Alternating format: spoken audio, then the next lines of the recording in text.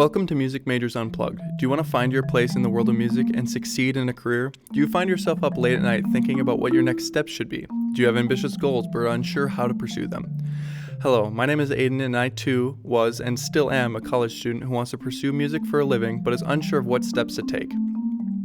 I too feel overwhelmed with all of the things that I have tried to do to further my career and wished everything would just fall into place. I wanted to win a job, I wanted to be accepted into a summer festival, and I wanted to make a living in music, but I kept telling myself that I wasn't a strong enough player and that maybe music was not for me. I discovered that master classes were where I learned the best. Just listening and talking to professionals is the easiest way to learn about where you want to take your career in the future. In this podcast, you will learn about new career paths, listen to professionals that are working in the industry, and learn advice to take yourself to the next level so you can find your place in music. Hello and welcome back to Music Majors Unplugged. Today I have Professor Matt Andreini with us. Matt Andreini currently serves as the percussion instructor at the University of Northern Iowa, where his teaching responsibilities include applied percussion and percussion ensembles. Andreini also maintains an active performance career, performing regularly with a wide variety of ensembles throughout Iowa. In addition to his regular performing schedule, he has been a featured soloist with numerous ensembles and has performed multiple international tours through Europe, Central, and South America. As a chamber musician, Matthew has recently shared the stage with groups such as the Boston Brass and Enso String Quartet. As an avid enthusiast of new music, Andreini plays an integral role in collaborative new music organization known as the Iowa Hungry Project. The Iowa Hungry Project was founded by Matt along with Gabor Plotas? I don't know how to say it. Palotash. Okay. To create and perform new works for percussion duo. The Iowa Hungry Project recently completed tours in Europe and the U.S. showcasing 6 new works commissioned from Iowan and Hungarian composers. Thank you for coming. It's now over 50. Really? That's pretty outdated. Wow. Even with the new picture on the website, is bio still They low? haven't updated that. Okay. They updated it in my program. Awesome. Well, today's topics, as I told Prof. A, are going to be studying abroad and gigging, which are both things that he's very fluent in. So thank you for being on the podcast. Happy to be here. Why don't you just tell us a little about yourself, your background in music, and how you got where you are today? So I started out, I studied at UNI, and during my undergraduate, during my senior year, I did a semester abroad in Hungary. I studied in Eastern Hungary, kind of at the guidance of one of my teachers who had been there as a Fulbright professor. He came back and pushed me to go, and I just said, sure, and didn't think much of it at the time. Came back and did a master's degree, and then following my master's degree, I returned to Hungary again for a little over half a year at that point, and then moved back to the Des Moines area and set up a studio as a freelancer and taught some private lessons and taught adjunct at a community college. And that took me to my time teaching at UNI, which has now been 13 years. Nice. And so your first time in Hungary, you went in between your 2 degrees. How long were you there for? Well, the first time I was actually in an undergraduate program still. Oh, so okay. I was studying abroad for the fall semester, and I spent 1 semester for the first time. And I went to at the time it was the University of Debrecen, which is in Eastern Hungary, and it's the satellite branch of the Liszt Academy in Budapest. Now it's its own conservatory that's not part of the University of Debrecen. It's more associated with the Liszt Academy now. So that was my first time, and that was in 2006. And that was the kind of how I established my relationships there. Okay. And what made you decide that you wanted to study abroad? So I've always had an interest in traveling, and I don't think I had the intention of studying abroad. Mm-hmm. The wind ensemble conductor in 2004 had done a Fulbright in Hungary, and he spent the year in Pécs, which is in southern Hungary. And during part of his Fulbright, he traveled around Hungary and kind of got to know the lay of the land and all the different organizations and schools there. And he was really impressed by the level of playing, especially percussion playing, that was happening in Debrecen. And he came back and was just like, you have to go here because this is another world of musicians. And he encouraged me to go. And honestly, at the time, I didn't think much of it. I just kind of said, it's kind of crazy, and like, why would I go to the middle of nowhere, Eastern Hungary? Yeah. But I trusted him. And I thought that if he was giving me this advice, it was probably worthwhile. And somehow a couple months later, I had tickets to Hungary, and it was kind of unreal because there was not an exchange program set up. So I literally set this up through him and kind of on my own, and showed up with no real plan. It was not connected with the university. It wasn't like a formal go to the study abroad office and sign up for classes. Oh, wow. It was kind of wild. I showed up at the train station and I made a phone call and said, hey, I'm here on a payphone, and ran out of money before we had time to exchange calls. And I got on a train and had no idea what was going to happen when I got off the train. I didn't know how to get to the school. It was a lot of fly by the seat of my pants at the time. So it was your last year at UNI? Yeah, it was the fall semester of my senior year. And so then you came back and finished your degree then? Yep. So I came back and gave my recital in the spring, and I was done. Wow. And what does that look like? Like, because your professor was Randy Hogan. Correct. What does that look like, telling him, hey, I'm going to just like not do a semester here? Well, at that point, it was 100% fine. He had no concerns and was encouraging. I also wasn't in a hurry to graduate, so I didn't realize that was going to be my senior year. At that point, I was an education major, and I thought I'd have another year and a half or so when I got back. And by the time I came back, I realized that wasn't my plan, and I didn't feel like student teaching and drawing out my academic career. And for the same time of finishing my education degree, I could go to graduate school. And I thought that fit my career path a little better. Okay. So I changed to a BA at that point, finished my degree, and applied for graduate school at the same time. Wow. So it all happened really fast. Quick turnaround. What did you get out of studying abroad that you think, like, obviously you just said you changed course, but like while in Hungary, what did you really get out of it that you could not have got it in the States? That's an interesting question. So I think it's hard to put a sticker on what I got out of it specifically, but mostly I would think it has changed every aspect of what I do in my life. Just my understanding of how I do things and how I operate, that really changed everything. I was, a stranger in a sea of Hungarians, basically. I was the only non-Hungarian. Well, that's not true. There was a Greek guy living in the music building with me. I lived in the conservatory, so I was pretty much the only foreigner, and the one Greek guy spoke fluent Hungarian, so I was the outsider. But from a pedagogical standpoint, I learned a lot, and I would say that it really has to do with like the teaching traditions. That my teacher there was an older Hungarian gentleman, and especially through the times of so traditionally in Hungary, they would have probably studied more from the German school traditions and studied that.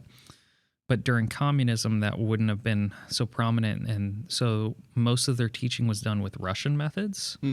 So they have a kind of unique isolationism that they've kind of experienced, and also having this linguistic bubble that none of the neighboring countries speak similar languages. They don't communicate with, they couldn't exchange music with Austria or Slovakia very easily, even the neighboring countries.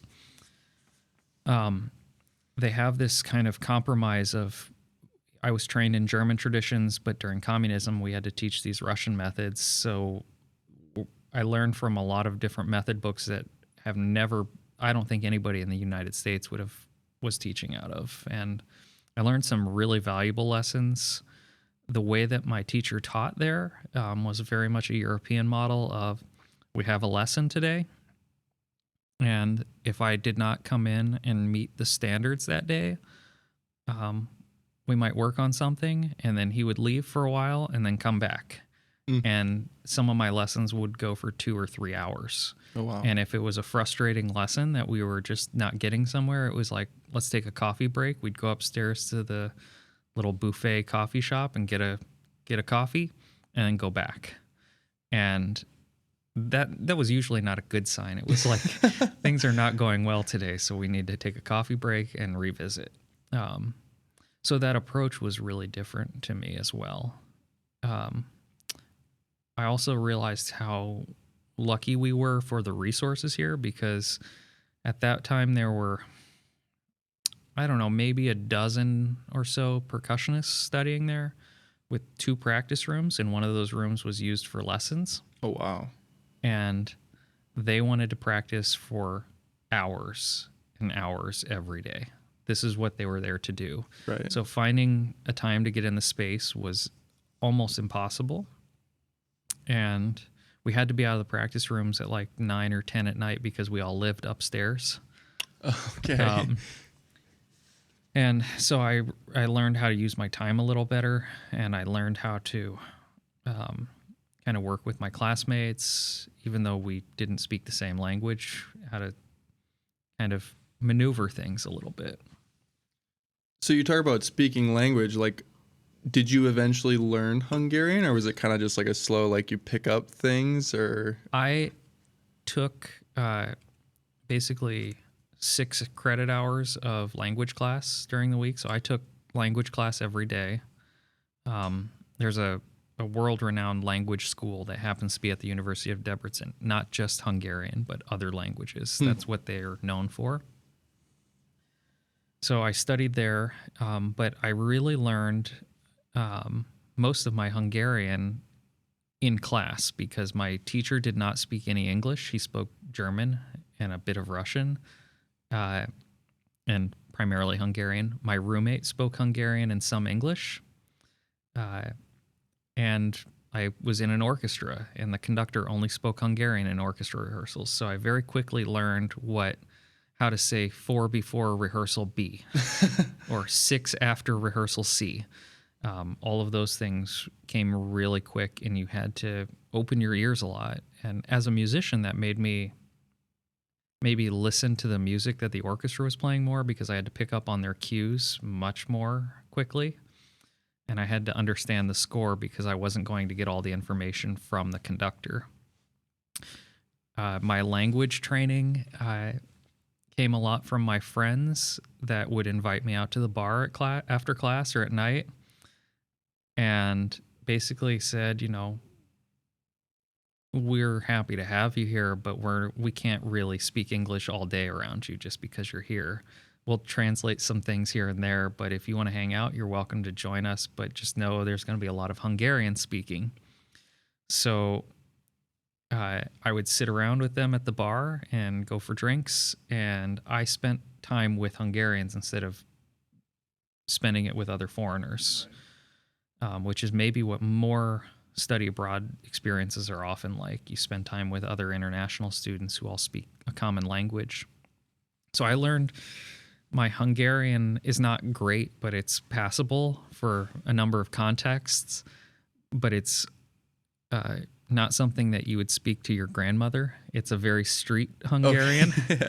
Yeah. And I've been invited to a lot of households now for family dinners, and they think it's really great that I can have a conversation with their parents and grandparents, but then they all kind of giggle because I may use diminutives that are like a 5-year-old speech, right. Or I may say something that's slightly inappropriate, but is totally grammatically okay, and right. Everybody's fine with it, but they would never dream to say that to their grandmother.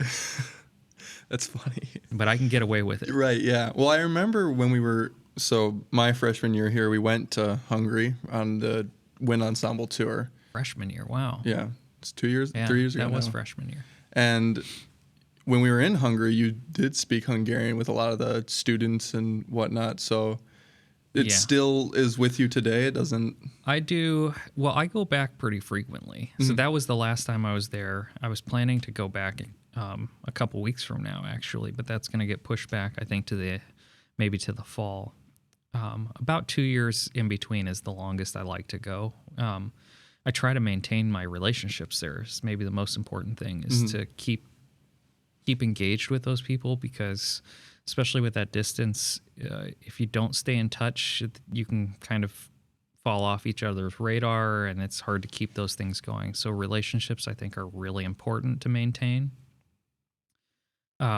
So that's helpful to go back, and honestly, I do my Duolingo every day. Oh, wow. I do like one lesson, and it's sometimes painful, but I'm like almost 2 years consecutive streak going. So that's impressive. And that's my Duolingo streak. So. So you talk about keeping these relationships, and I think it's a good transition. You have this Iowa Hungry project. And did that start the first time you were there, or when you went back after your master's program? Yeah, so Gabor, who is my duo partner in the Iowa Hungry project, was a classmate of mine. And what's funny, in 2006, we didn't speak to each other. He spoke not a single word of English. And he was honestly like kind of the scary guy in the studio that was freakishly good, and you didn't want to interrupt him. Right. And he was so intensely focused, and he had no interest in interacting socially. He was there to play and do nothing else. He's still very serious about everything that he does, to a detriment in some ways. But no, so we had no interaction, but we played together in some ensembles. And I went back in 2009, and I lived there. At that time, my girlfriend of the time was an ESL teacher, student teaching English, or she was teaching Spanish at a British school in Budapest. Okay. Right. So I went to the National Hungarian Percussion Competition while I was there, and I ran into him, and we had some conversation outside the hall, and I'm like, wow, your English is really good now. And we had a lot to talk about. It was kind of a casual reunion with a lot of my classmates, because they all were there. Even some of the ones that were living abroad had come back for this competition. So I revisited with some of my students, and we caught up a little bit that day and kind of realized what we were doing. And we said, well, it'd be great if we come back and play. So that was in 2009. And it took another 2 or 3 years before we actually got the ball rolling on the project. And that project started by, there was another classmate of ours. I said, I'm going to come back to Hungary this year. We should do a concert. Or I said, would you host a concert? And out of that, we said, well, since this is kind of a special occasion that I'm coming back to do this recital, let's commission a piece. And it was a single piece, and I wanted to commission one of our classmates. And he had written several other pieces that have made, they're on kind of the international marimba competition, like, required lists. Oh, yeah. So Csaba Marian, he wrote Niflheim and Lemuria are the kind of two large marimba pieces, and he wrote those for Gabor. So, wow. And Gabor, one is written for Gabor, and Gabor premiered the other one. So one is dedicated to him, and one's premiered by him. Both were premiered by him. So we asked him to write a duo musical pictures for that first of the first 6 pieces. And that's actually on a couple of international competition required lists now too. So that's kind of cool to see that come out of that very first concert. And then it kind of spiraled from there. Like, we were going to commission one. I said, well, let's commission an Iowan, and that way we've got an equal representation. And it kind of became, well, let's commission the whole concert. And that became a lot. Yeah. And we went down that rabbit hole. And from going back every time, we were having new pieces written for us, new commissions each time.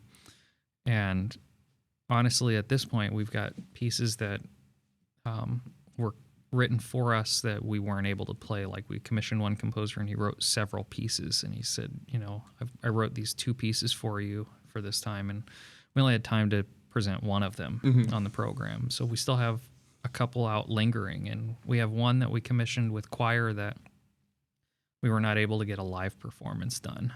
So we were able to make a studio recording of it, but not a live performance yet. And we had that booked again, and that was in 2017. We did a recording of it. And in 2020, COVID year, we had a live performance set, which got canceled. So we're actually talking about trying to rework that again now. Okay. For live performance. And will that be here or in Hungary? We've talked about in Hungary. I'm also trying here, but it's more likely that we'll do the live performance in Hungary first, at least. Yeah.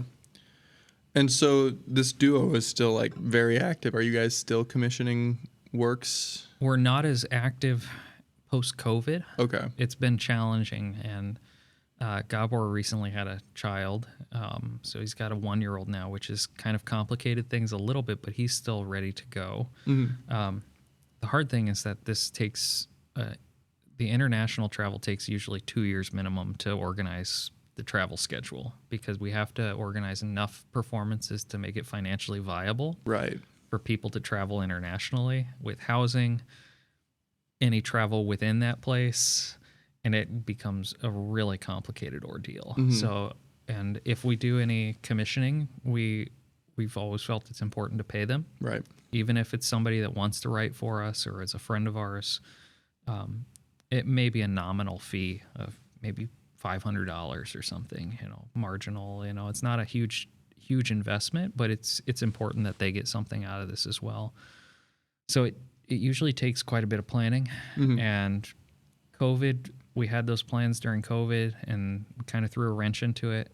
So the last time when we went on the Wind Symphony trip, I was able to stay and do a couple concerts, and because it was easier for me to stay when I was already there, and financially it wasn't such a stretch. So we took last year off, and we're hoping to do something this year. It looks like I'll be able to go back in the fall, and that's what I'm hoping to do, the concert with the choir. Oh, sweet. I'm definitely planning to go back this year. Yeah. What I'd really like to do is get him back here. Yeah, that would be and awesome. That's the financial burden. It's a lot harder for that, because I have a lot more flex to go there. It's more difficult to get him here. Yeah. So what advice do you have to musicians, college musicians that are looking to study abroad? Because I feel like when I was going into college and some of my friends were like, oh yeah, I'm going to study abroad, I was like, well, I can't do that because I'm going to study with these people. Yeah. I can't just leave. So what advice do you have to these students that have this desire? That's a really good question. It is difficult in a music program to leave, because I knew when I left that those credits may not count towards my degree. Mm-hmm. I was basically taking a semester off. Yes, I was still enrolled in the university, but I didn't expect like my gen eds to transfer back or language classes to transfer. Honestly, I didn't know what I was taking. Mm-hmm. And I wasn't really planning to like check off a bunch of things from my list. So I think you have to go into it with that mindset. The alternative, and maybe, I hate to say this, but maybe the better option is just to go on your own. Find a program or connect with a teacher, either through somebody or through like a camp program online, and just go. Mm-hmm. And there will surely be enough international students there at those kinds of camps that you could hang out and socialize with them, but explore that place and work with those teachers in that experience for 2 weeks or a month, and then stay for longer.